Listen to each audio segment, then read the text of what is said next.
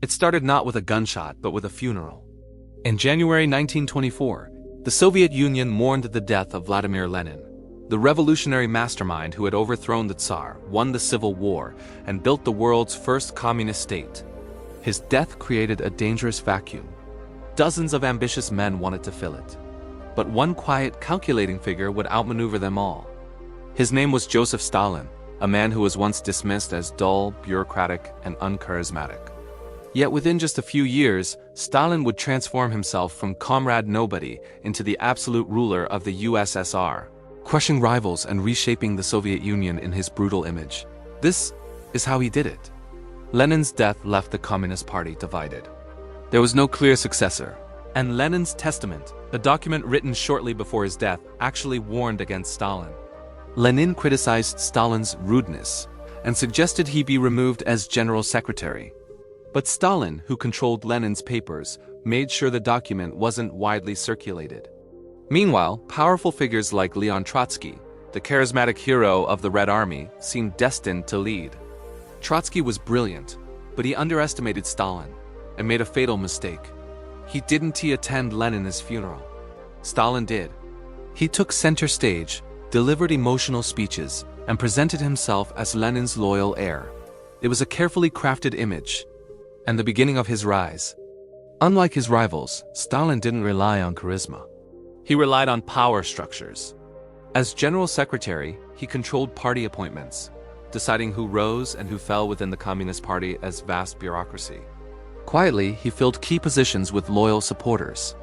Over time, this invisible network gave him real power, even as Trotsky and others argued on ideological grounds.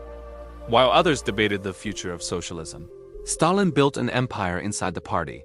Trotsky was Stalin's greatest rival, a brilliant speaker, a global revolutionary, and Lenin's obvious ideological successor. But Trotsky had a weakness. He was arrogant, isolated, and believed his intellect would prevail. Stalin formed a temporary alliance with moderate leaders like Zinoviev and Kamenev to marginalize Trotsky. They portrayed Trotsky as a dangerous radical and expelled him from key positions. By 1927, Trotsky was exiled from the party, then from the Soviet Union itself. One by one, Stalin eliminated his enemies not through open battle, but through political chess. Once Trotsky was gone, Stalin turned on the very people who had helped him, Zinoviev and Kamenev. He allied temporarily with Bukharin, a moderate who supported the new economic policy, NEP. Together, they crushed the left opposition. But as soon as Stalin's power solidified, he betrayed Bukharin too. By the end of the 1920s, every major rival had been isolated, humiliated, or expelled. Stalin now stood alone at the top. In 1928, Stalin launched his first 5-year plan, aiming to rapidly industrialize the USSR and collectivize agriculture. This was not just economic policy, it was a power strategy. By controlling the economy, Stalin controlled every aspect of Soviet life. Peasants who resisted collectivization were branded kulaks, enemies of the state. Millions were deported, imprisoned, or killed. Industry boomed under harsh conditions. Stalin created a command system where all roads led to him. By the mid-1930s, Stalin had absolute power.